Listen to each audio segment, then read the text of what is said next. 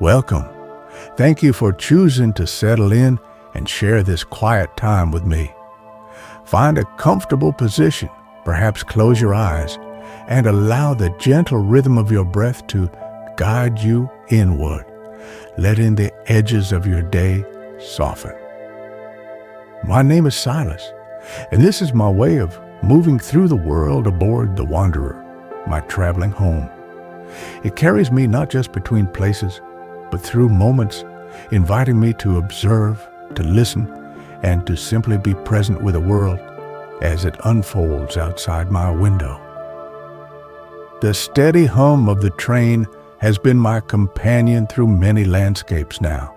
It echoed back the melancholic charm drifting through Lisbon's tiled streets, held the warm, scented stillness found deep within Marrakesh's medinas, and reflected the gentle, creative pulse discovered in Melbourne's hidden laneways.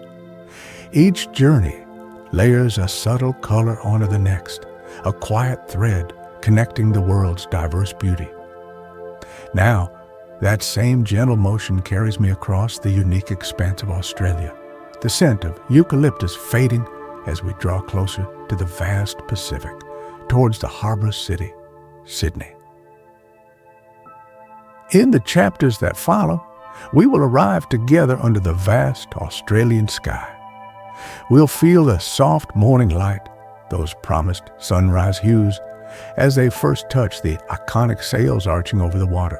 We will walk quiet coastal paths, feeling the ancient sandstone beneath our feet and the salt spray cool on our skin, listening to the eternal dialogue between ocean and shore.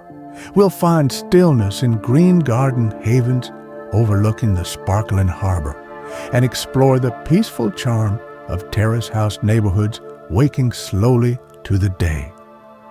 It is these simple sensory moments, these pockets of tranquility that I wish to share.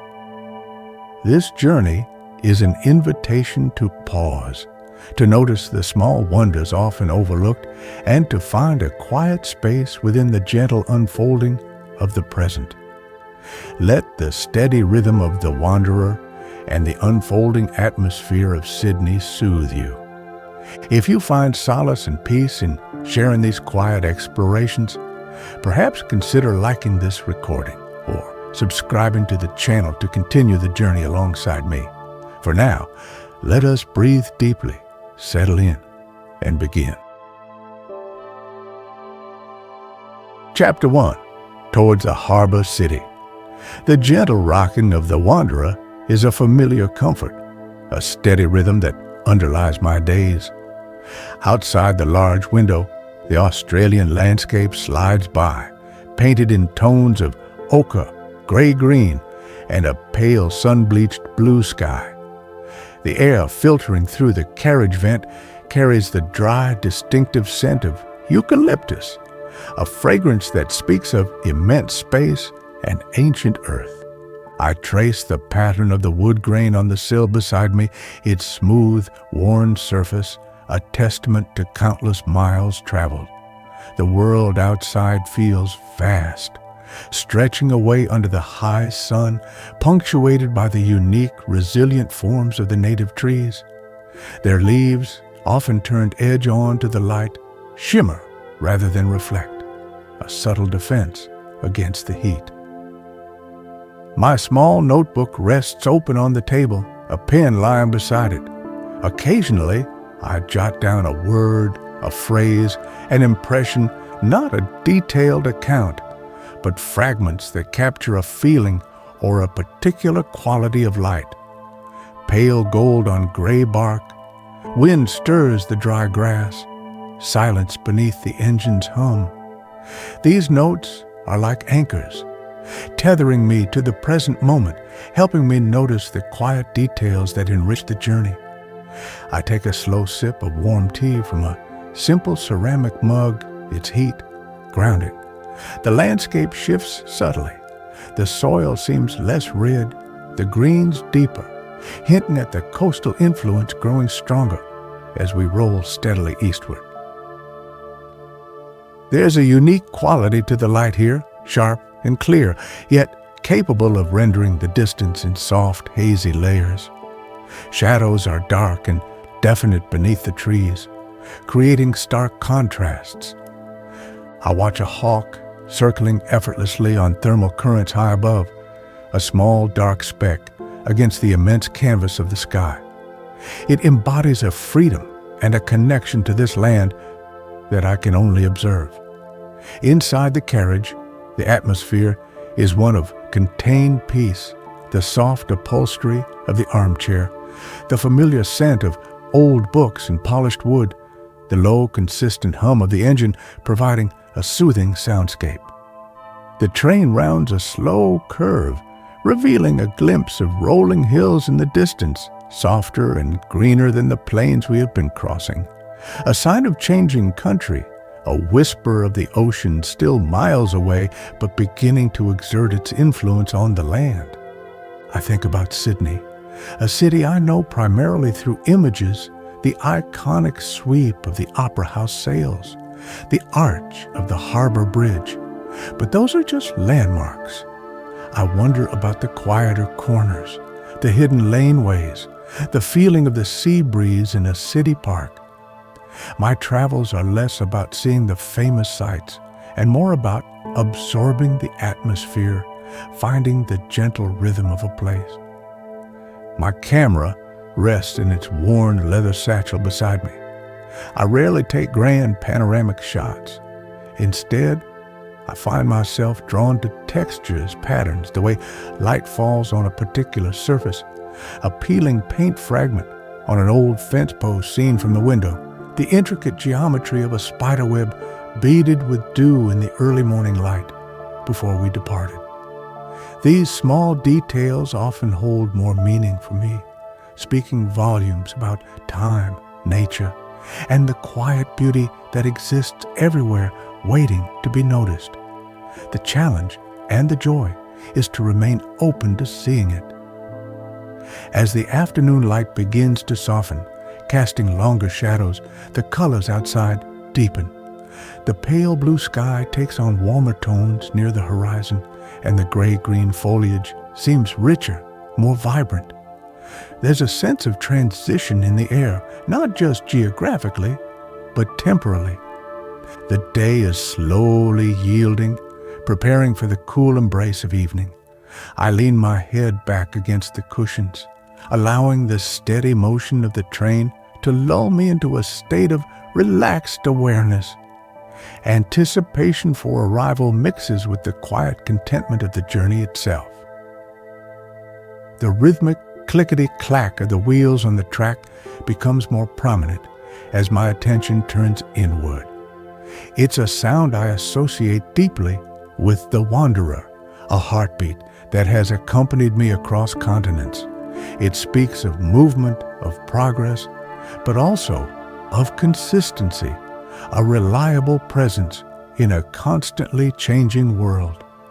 It measures out the miles not in distance, but in moments of observation, quiet reflection, and the simple act of being. The approach to a new city always holds this blend of known comfort and unknown possibility. Soon, the scattered signs of habitation will become more frequent, small towns glimpsed through trees, fences marking property lines, perhaps the distant glint of sunlight on a car windscreen. The vast emptiness will gradually fill, but for now, I savor these last stretches of open country, the feeling of space, the scent of the dry Australian bush carried on the warm air. The journey itself is a destination, a space for quietude before the gentle immersion into Sydney begins. Chapter 2. Echoes in Central. The steady rhythm of the wanderer slows, the familiar clickety-clack softening into a smoother glide. Outside, the landscape has transformed. Entirely dense networks of tracks run parallel to ours. Warehouses and industrial buildings give way to glimpses of residential streets. The air thickens with the energy of the city. We slide beneath bridges, past platforms busy with commuters, until finally, with a gentle sigh of brakes, the train comes to a complete stop. Central Station, Sydney. The name resonates with a sense of arrival, a major junction point where countless journeys begin and end. I take a slow breath, gathering my thoughts before stepping out into the new environment. Opening the carriage door, I step down onto the long platform. The air immediately feels different, warmer, heavier, carrying a complex mix of scents. Diesel fumes, coffee, baked goods from a nearby kiosk, and perhaps, faintly, the underlying tang of salt from the not-so-distant harbor. Above, the vast arched roof of the station creates a sense of enclosed grandeur. Sunlight streams through high windows, illuminating dust motes dancing in the air and casting long shadows across the worn tiles. I pause for a moment, simply absorbing the scale of the place, the gentle murmur of countless conversations blending into a low, resonant hum. My worn leather satchel feels comfortably familiar slung over my shoulder. I begin to walk toward the main concourse, my footsteps echoing slightly in the cavernous space. People move around me with varying degrees of purpose. Some hurry towards connecting trains, others greet arriving loved ones. A few, like me, seem content to simply observe. I notice the details, the ornate ironwork supporting the roof, the aged sandstone of the walls, the large, elegant clock face presiding over the main hall, its hands sweeping steadily onwards. It's a place steeped in history, yet vibrantly alive with present-day movement. Emerging from the station's grand entrance onto the street feels like stepping into a different world. The sounds become sharper, the rumble of buses, the chime of a light rail tram, distant sirens, snippets of conversation in various accents. The sunlight feels brighter, reflecting off glass and pavement. I take a moment to orient myself, noticing the mix of architectural styles, the imposing sandstone of the station itself, modern office buildings, older brick structures hinting at the city's layered past. My destination is a quiet apartment in Surrey Hills. A neighborhood I've read is known for its terrace houses and leafy streets. Finding a taxi is straightforward. I give the driver the address, adding a request for a quiet route if possible. He nods, a friendly acknowledgement, and we pull away from the curb, merging into the flow of city traffic. Through the window, Sydney unfolds. I see rows of Victorian terrace houses, their facades adorned with intricate iron lace on the balconies, glimpses of green parks tucked between buildings, bustling cafes spilling out onto the pavement. The light has that unique coastal clarity, making colors seem sharp and distinct. It feels different from the cities I've recently visited, possessing its own unique energy signature. The drive is unhurried, navigating through streets lined with plane trees, their leaves forming a dappled canopy overhead. I notice small details, colorful murals painted on alley walls, quirky signs above independent shops, people walking dogs or carrying grocery bags. There's a sense of neighborhood life coexisting peacefully with the urban pulse. It feels approachable, less overwhelming than I might have expected. My thoughts turn towards the apartment, hoping it will be the quiet haven I seek, a base from which to explore Sydney at my own slow pace. We turn onto a narrower street, quieter than the main thoroughfares. The terrace houses here seem older, perhaps. Their sandstone weathered by time and salty air. Small front gardens boast resilient-looking plants, adding touches of green to the streetscape. The driver pulls over smoothly beside a particular address, the number painted neatly above a dark green door. "Here you are, mate," he says, his voice easygoing. I thank him, pay the fare, and step out onto the pavement, my satchel feeling a little heavier now with the anticipation of settling in. Standing before the Terrace house, I take another slow breath. The air here feels calmer, the sounds more muted. The distant city hum is overlaid with the closer chirping of birds and the rustle of leaves in a light breeze. The house itself has a certain quiet dignity, its symmetry pleasing to the eye. I reach for the key, ready to open the door, ready to transition from the movement of the journey to the stillness of arrival, carrying the echoes of Central Station and the rhythm of the wanderer with me into this new temporary home. Chapter 3, A Terrace House. Haven. The key turns smoothly in the lock, the dark green door swinging inward with a soft click. I step across the threshold into a cool hallway. Polished wooden floorboards gleam softly underfoot, reflecting the light filtering in from a window further down. The air inside is still and quiet, carrying a faint, pleasant scent, perhaps beeswax polish and the subtle fragrance of old timber. It immediately feels like a sanctuary, a place removed from the city's bustle just beyond the front wall. I close the door gently behind me, the sound solid and reassuring, muffling the street sounds to a distant murmur. My apartment is on the upper floor. I climb a narrow staircase, my hand trailing along the smooth, dark wood of the banister. Reaching the landing, I find the door to my temporary home. Inside, the space unfolds with a simple charm. Sunlight streams through tall sash windows, illuminating a comfortable living area. The floorboards continue here, partly covered by a soft, neutrally toned rug. The furniture is simple but welcoming: a comfortable-looking armchair, a small sofa, a wooden table near the window. It feels uncluttered, allowing space for light and thought.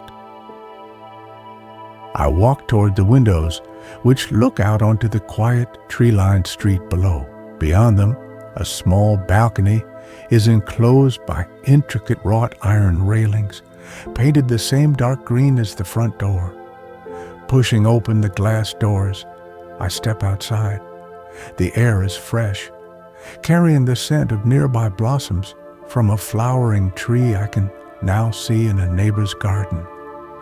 Below, someone walks by, their footsteps soft on the pavement. From this slightly elevated perspective, the street feels peaceful, a ribbon of calm weaving through the neighborhood. The sound of bird song is clear, the melodic chatter of rainbow lorikeets. Returning inside, I begin to unpack, slowly and deliberately. This ritual helps me settle into a new space, making it feel like my own, even if only for a short while. I place my camera on the small table by the window, its lens cap still on. My well-worn notebook and pen find their place beside it, ready for observations and reflections. Clothes are folded and put away in a simple wooden wardrobe. Each small action is grounding, a way of marking my presence in this quiet haven. The apartment feels lived in, but clean, cared for, holding a sense of peace within its walls. I explore the rest of the space, a small functional kitchen tucked away at one end, clean and equipped with the basics. A doorway leads to a cozy bedroom, the bed neatly made, promising restful nights. Another window here looks out over the back, revealing a patchwork of small courtyard gardens belonging to the surrounding terrace houses, miniature pockets of green offering privacy and a touch of nature. The quiet here is even more profound, buffered by the building itself. It feels good to know such a peaceful space awaits at the end of each day's explorations. Later, I stand on the front balcony again, leaning lightly against the cool iron railing. The afternoon sun slants down the street, warming the sandstone facades of the houses opposite, highlighting the textures of the old brickwork. The shadows are lengthening, softening the edges of things. I hear the distant rumble of a bus on a larger street, a reminder of the city beyond this tranquil pocket. But here, the dominant sounds are the rustling leaves, the intermittent bird calls, and the low hum of neighborhood life. A door closing, faint voices, the clink of dishes from an open window somewhere. A feeling of quiet contentment settles over me. This terrace house haven feels right. It offers not just shelter, but a sense of place, a connection to the rhythm of this specific Sydney neighborhood. It's a base from which I can venture out, knowing there is a peaceful space to return to, a place to process the day's experiences, to write, to simply sit and be. The gentle energy of Surrey Hills, or perhaps it's Paddington, the boundaries seem soft, feels welcoming, conducive to the slow, observant travel I prefer. As the light begins to fade further, the first streetlights flicker on, casting a warm, gentle glow. I breathe in the evening air, cool now, carrying different scents. Perhaps someone nearby is cooking dinner. The city is transitioning from day to night, and I feel myself transitioning too, shedding the identity of traveler in motion and settling into the role of quiet resident, ready to listen to Sydney's stories, starting from this peaceful corner, this terrace house, haven. Chapter 4. Paddington's Painted Lanes. The morning light is soft as I step out onto the street, the air still holding a hint of overnight coolness. Today I plan to simply wander, to explore the nearby neighborhood of Paddington, known for its Victorian terraces and quiet lanes. I set off with no particular destination in mind, allowing my feet and my curiosity to guide me. The streets are relatively quiet at this hour. The city is waking gently around me. The dominant sounds are birdsong and the occasional passing car, its tires whispering on the asphalt. I turn off the main street onto a narrower lane, the houses pressing closer together. Here, the charm is more intimate. Colorful front doors, shades of blue, red, yellow, punctuate the rows of terraces, each offering a small expression of individuality. Intricate iron lace patterns adorn the balconies, casting delicate shadows on the walls below. Many houses have small front gardens, overflowing with flowering shrubs and succulents, adding vibrant bursts of green and color to the narrow streetscape. I walk slowly, taking in these details, appreciating the care and attention given to these homes.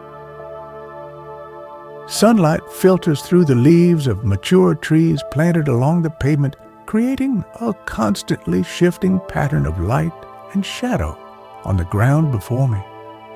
I notice the texture of the old sandstone curbstones, worn smooth by time and countless footsteps. A cat stretches languidly on a warm patch of pavement, observing my approach with mild indifference before closing its eyes again. There's a peaceful, unhurried quality to these back streets, a world away from the city's main arteries. It feels like stepping back slightly in time, yet vibrantly alive in the present. My path leads me past small, independent boutiques tucked into ground floor spaces, their windows displaying handcrafted goods or stylish clothing, still closed at this early hour. I glimpse hidden courtyards through arched passageways, promising more discoveries off the main path. Further on, A small gallery displays local artwork, visible through its large window. I pause, admiring a landscape painting that captures the unique light of the coast. These small pockets of creativity add another layer to the neighborhood's character, blending artistry with domesticity.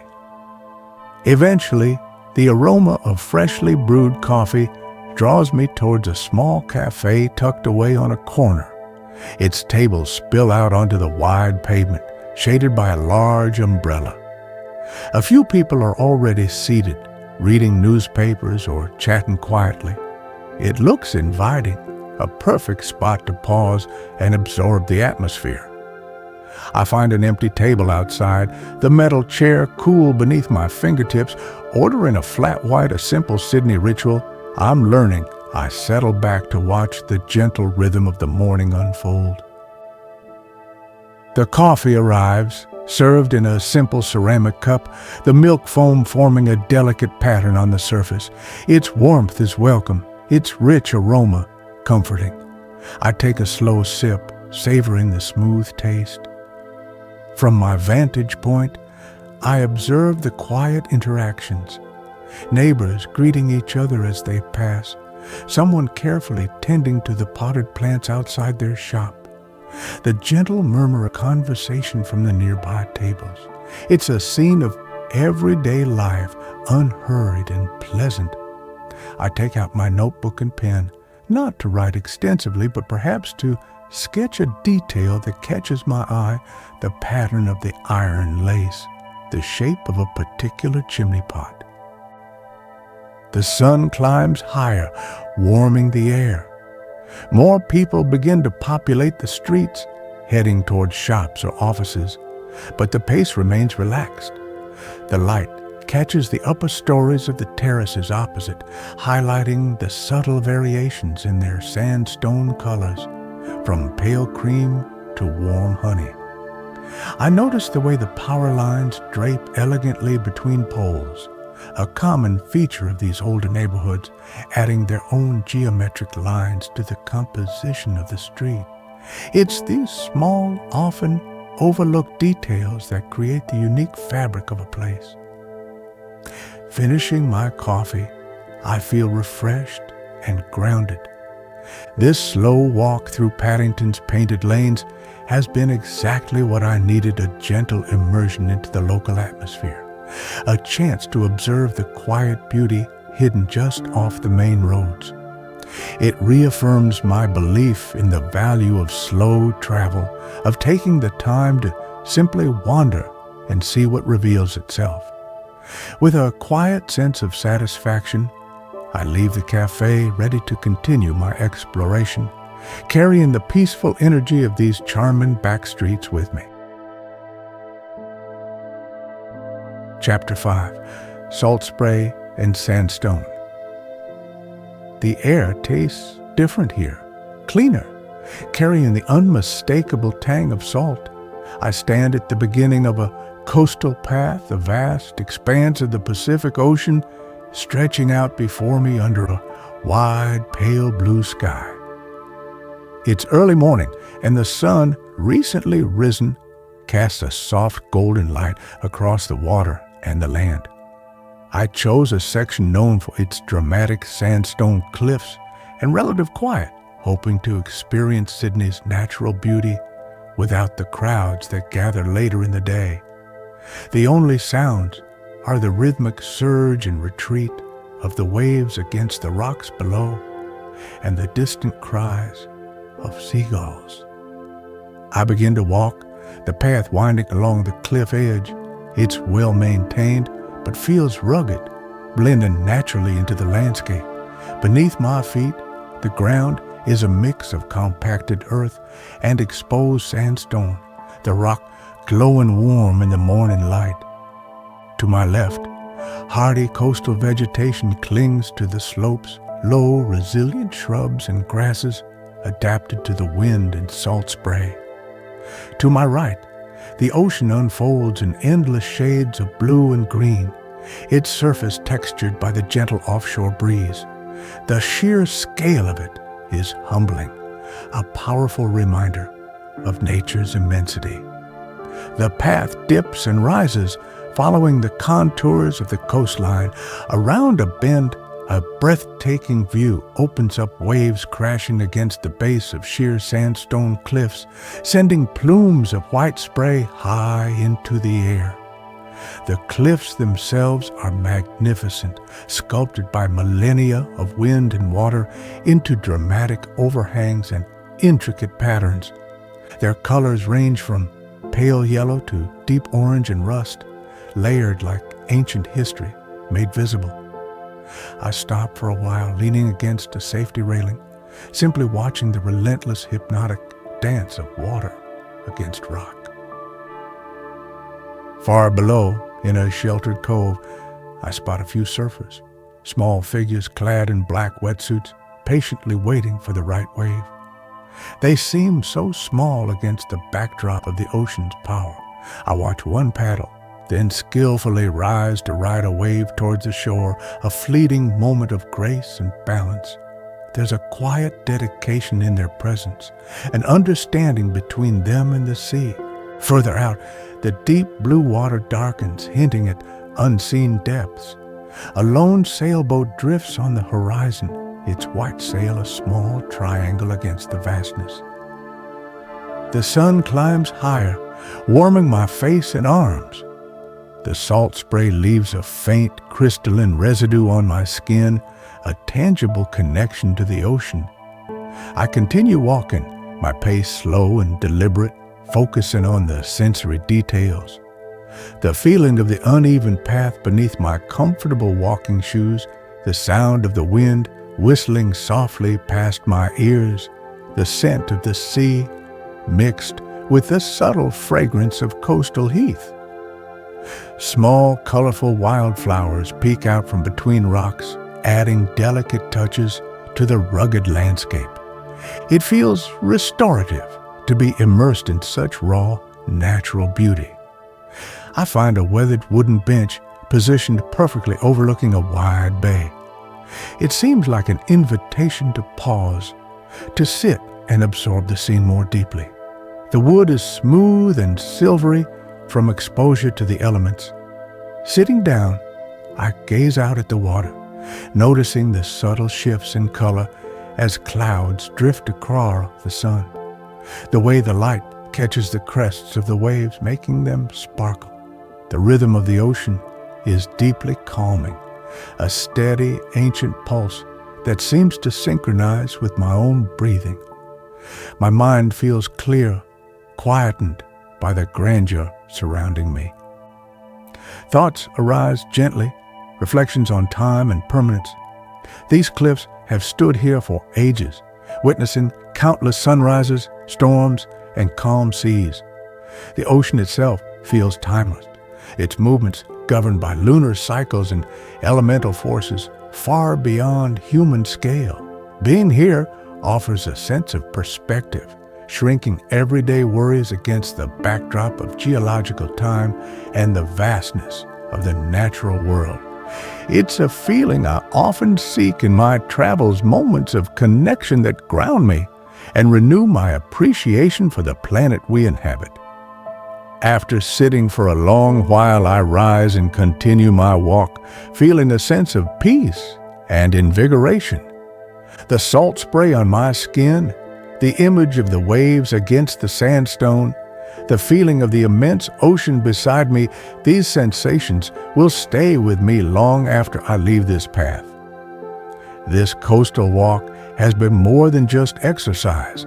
It's been a conversation with the elements, a reminder of the powerful beauty that shapes this city's edges.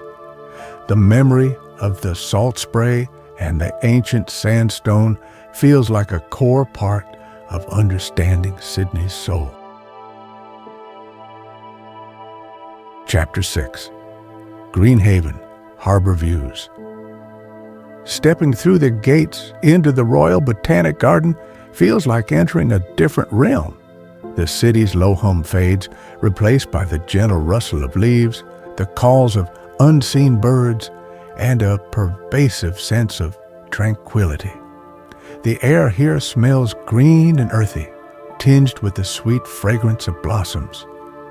Wide, manicured lawns stretch out, dotted with enormous, ancient trees whose branches reach towards the sky like welcoming arms. Sunlight filters through the dense canopy, creating shifting patterns of light and shade on the winding paths. I begin to wander, following a path that curves gently downhill. My pace is slow, allowing me to take in the incredible diversity of plant life. Towering Moreton Bay fig trees stand like ancient guardians, their massive, buttressed roots spreading across the ground. Ferns unfurl delicate fronds in shady, moist corners. Brightly colored flowers bloom in carefully tended beds, attracting bees that buzz contentedly among them. Informative little signs offer names and origins.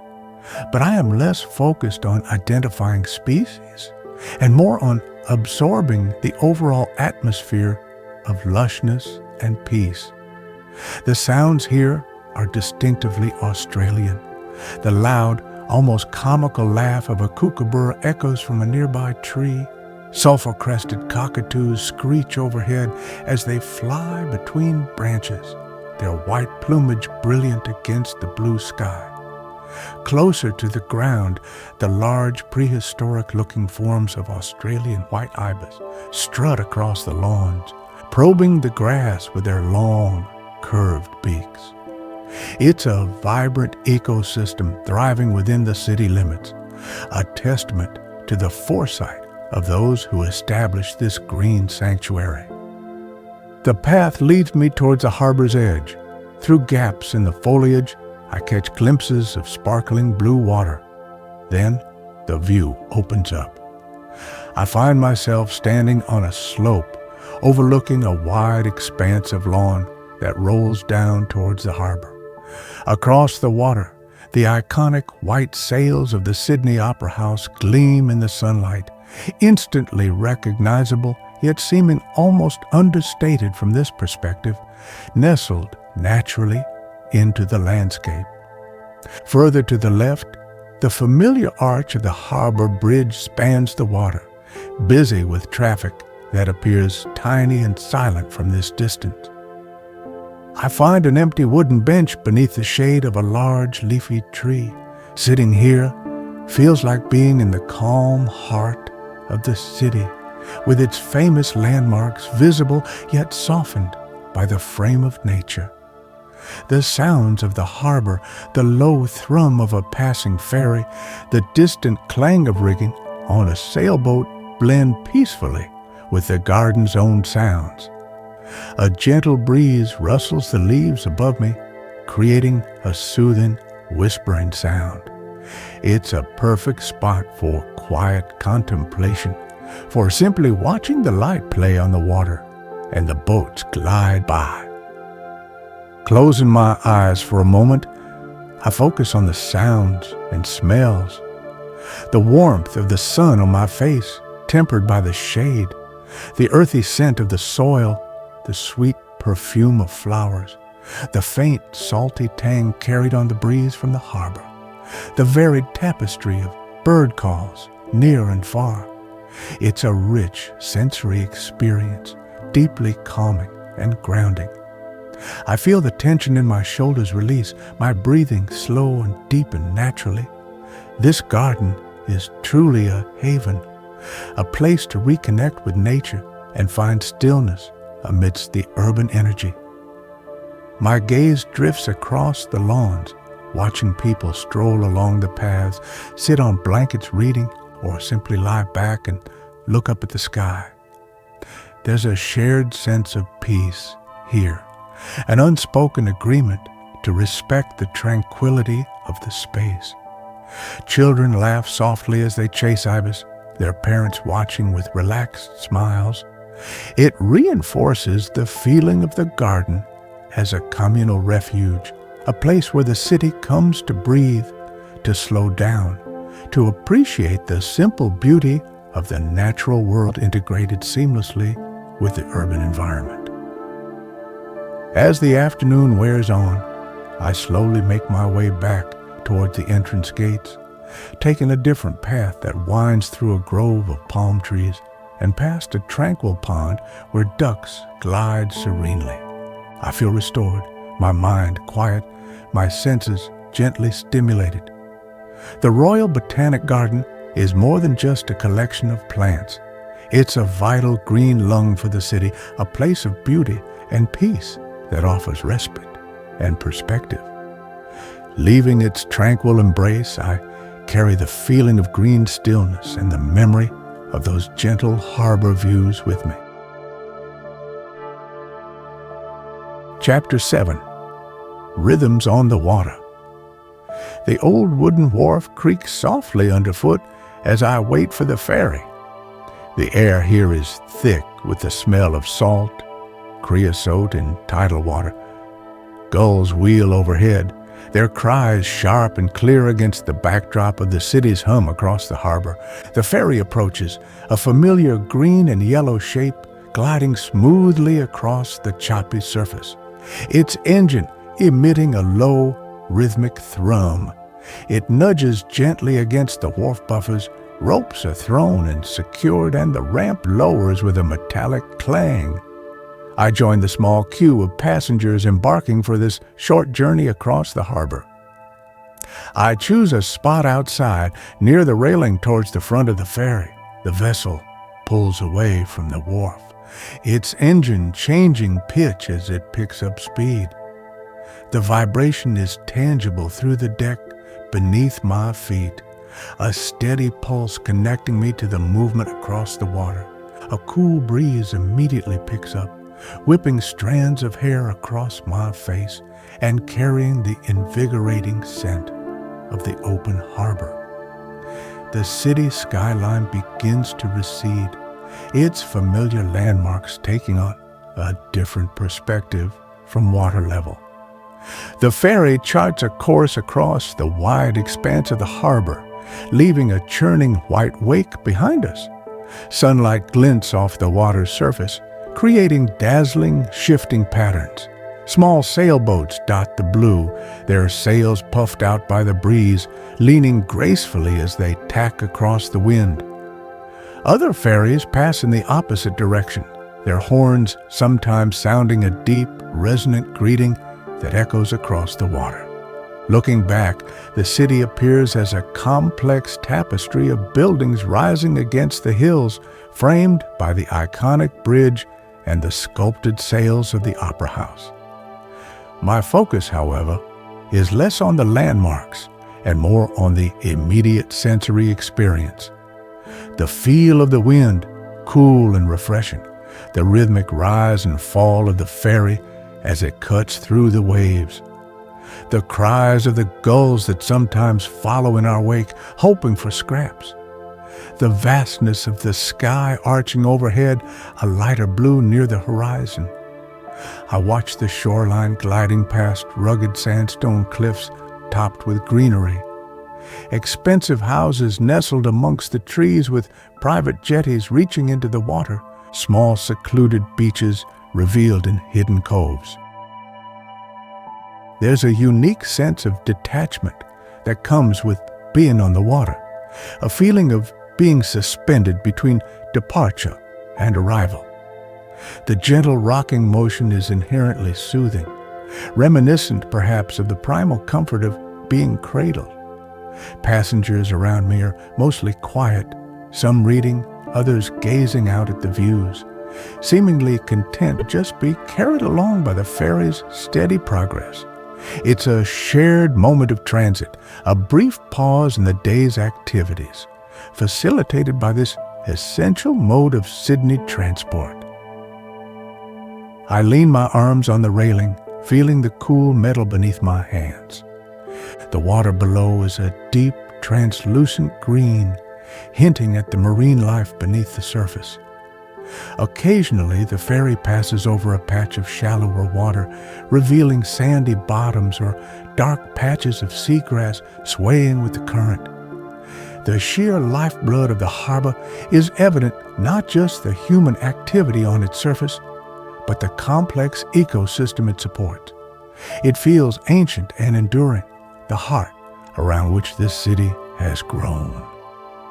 As we approach the wharf on the other side, perhaps Cremorne Point, known for its peaceful atmosphere and stunning city views, the ferry begins to slow. The engine noise drops, and the vessel maneuvers carefully towards the docking point. The journey has been relatively short, perhaps only 15 or 20 minutes, but it feels like a significant transition. Crossing the water offers a change in perspective, both literally and figuratively. It's a reminder of Sydney's intimate relationship with its harbor, a defining feature that shapes its character and daily rhythms. The ramp lowers, and I step ashore onto the quiet wharf on the other side. The air feels stiller here, the sounds more muted. I take a moment to look back across the water at the city skyline, now viewed from a different angle. The ferry pulls away, its horn sounding a soft farewell as it begins its return journey. This brief voyage has been a simple pleasure, a moment of calm movement, a chance to feel the rhythm of the harbor and appreciate the city from its watery heart. The gentle rocking sensation seems to linger for a moment, a pleasant memory of the water's embrace. Chapter 8. Morning Light in the Rocks.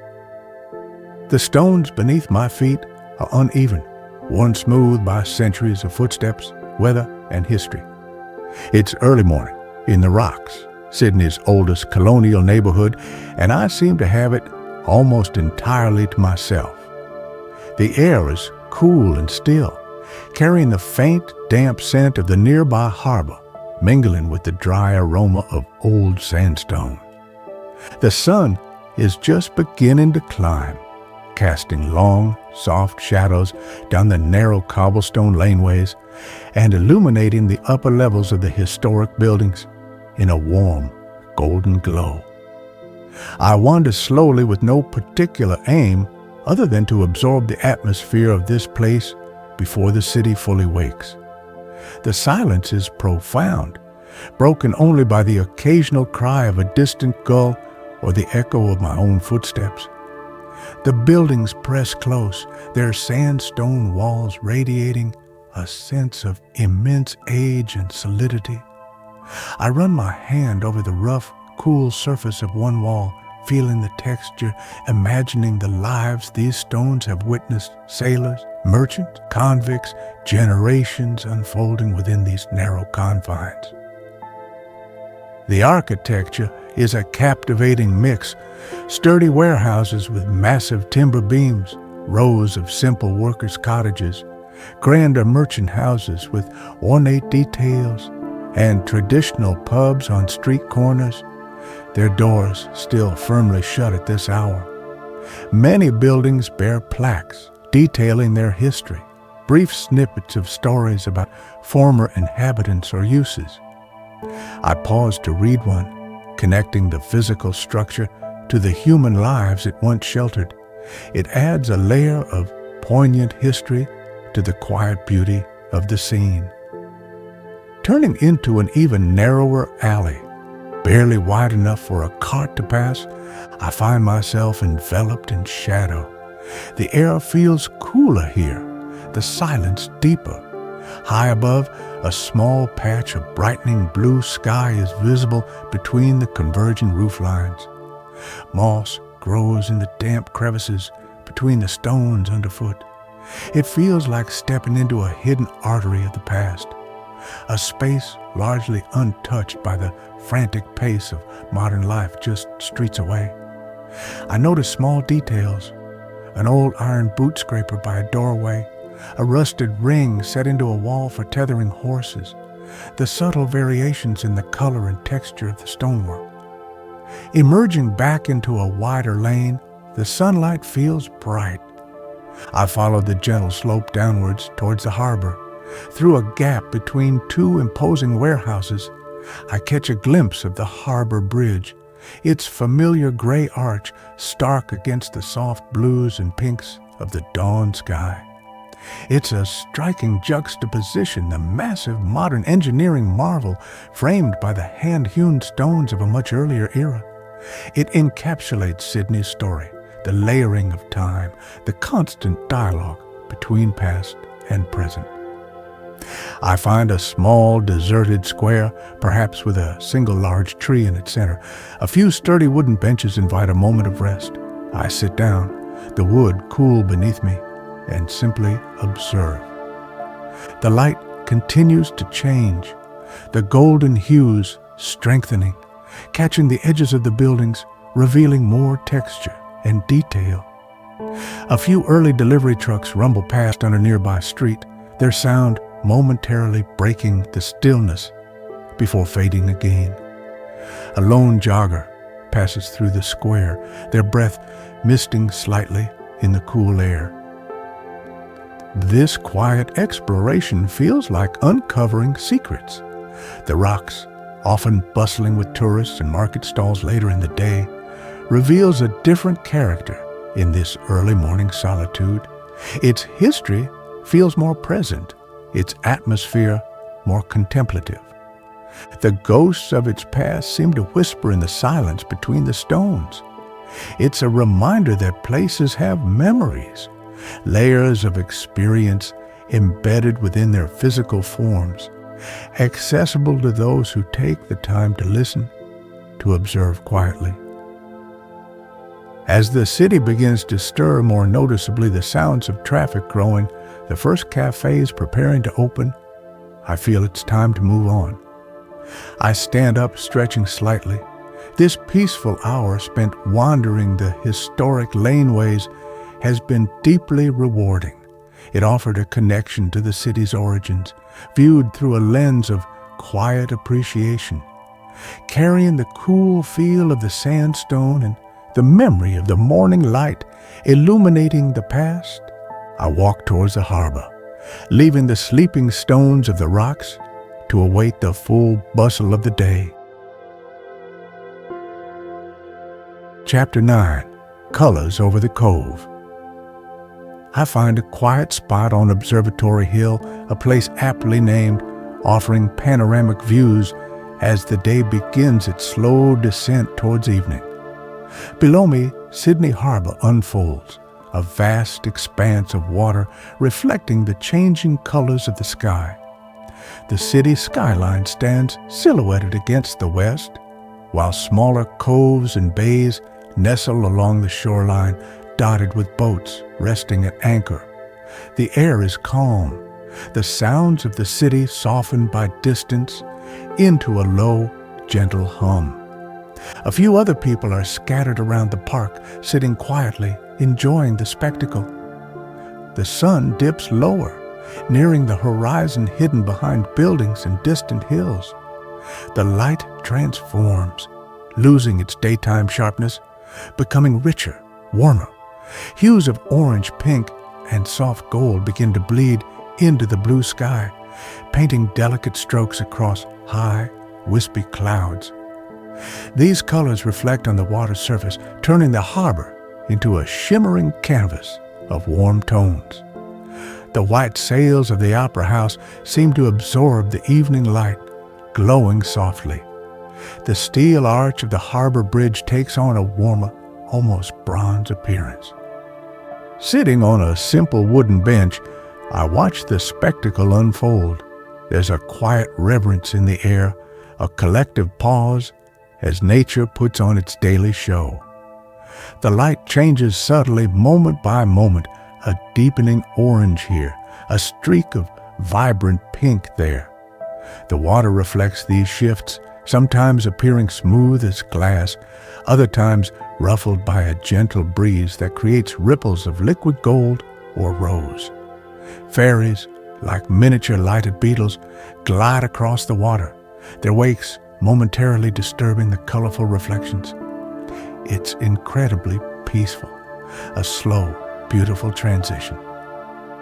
My thoughts drift back over the past days spent exploring Sydney, the invigorating salt spray on the coastal path, the cool tranquility of the Botanic Garden, the rhythmic chug of the ferry across the harbor, the quiet history felt in the early morning lanes of the rocks, the simple pleasure of coffee in a sunny Paddington cafe. Each experience feels like a distinct color or texture woven together into a rich tapestry of memory. Sydney, a city often perceived as purely vibrant and energetic, has revealed its softer, quieter side to me. Moments of stillness found amidst the dynamism. Back in the Terrace house apartment later, the last vestiges of twilight fade outside the window. I begin to pack my worn leather satchel, the familiar ritual signaling the end of this chapter of my journey. Each item folded and placed inside clothes, notebook, camera, feels imbued with the experiences of this place.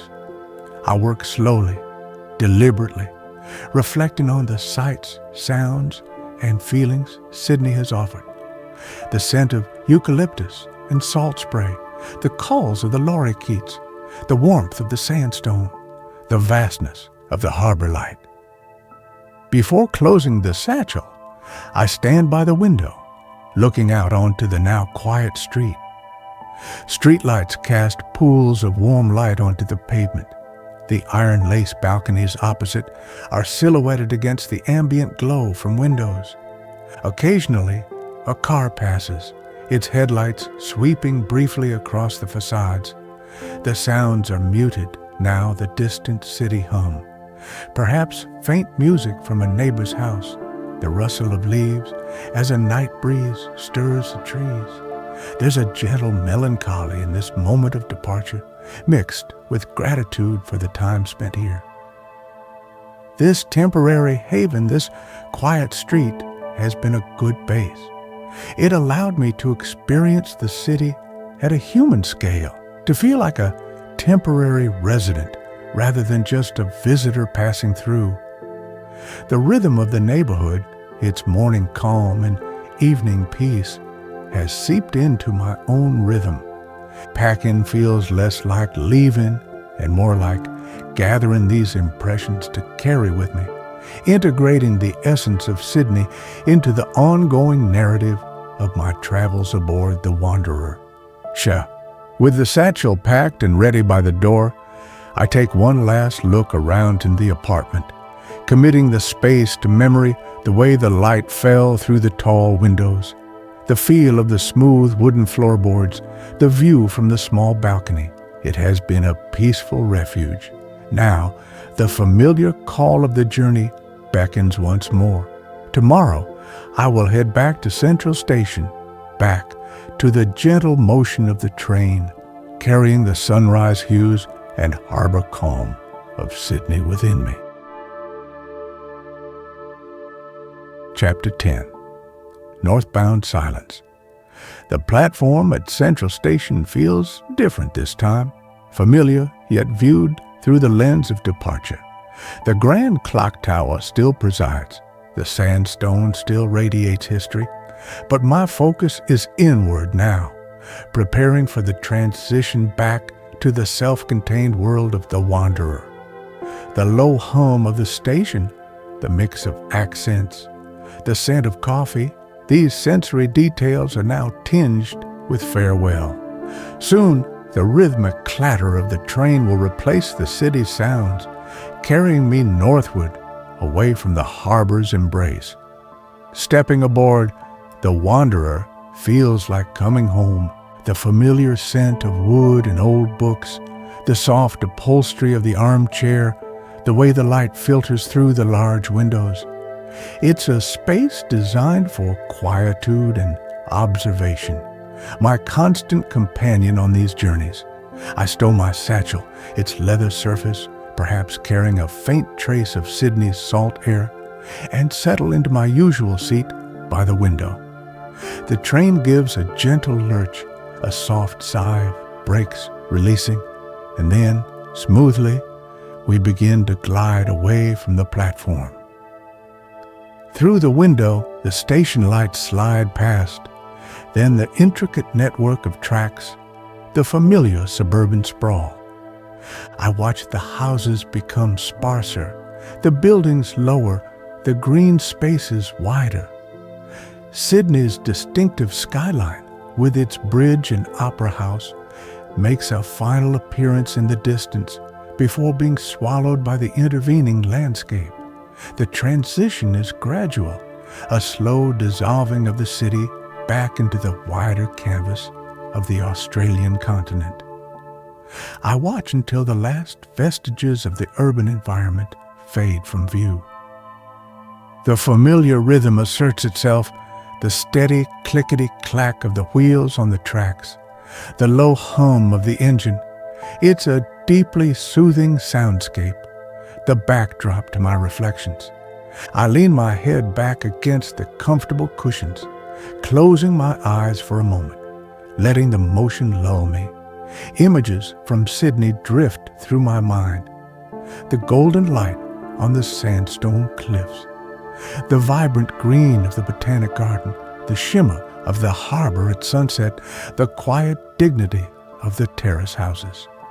Gentle impressions held softly. I reach for my notebook, not to write extensively, but perhaps to capture a final thought, a distillation of the experience. I flip through the pages, seeing the sketches from Paddington, the notes about the coastal path, the simple words jotted down during quiet moments. Opening to a fresh page, I write, Sydney, sunrise hues on water and stone, a city breathing with the rhythm of its harbor. Peace found in green spaces and quiet lanes, salt air and ancient sandstone. Simple phrases, enough to anchor the memories. Outside, the landscape unfolds, different now as we head north. Perhaps rolling hills give way to denser forests or wider river valleys. The light changes as the day progresses. My attention shifts from memory to the present moment, observing the new scenery gliding past the window. The journey itself reclaims its focus. The wanderer moves through the world at a pace that allows for this gentle shift, this slow transition from one place, one state of mind, to the next. There is no rush, only the steady unfolding of miles and moments.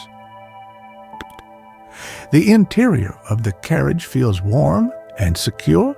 The polished wood gleams softly in the afternoon light. My small collection of books rests on the shelf, waiting patiently. The simple comforts of this moving sanctuary provide a consistent thread through all my travels. It's a space uniquely mine, yet its purpose is to facilitate connection with the world outside its windows. A paradox, perhaps, but a comforting one. Here, I can process, reflect, and simply be, carried along by the train's gentle momentum. As evening approaches, the lights inside the carriage create a soft, warm glow, reflecting gently in the darkening window pane.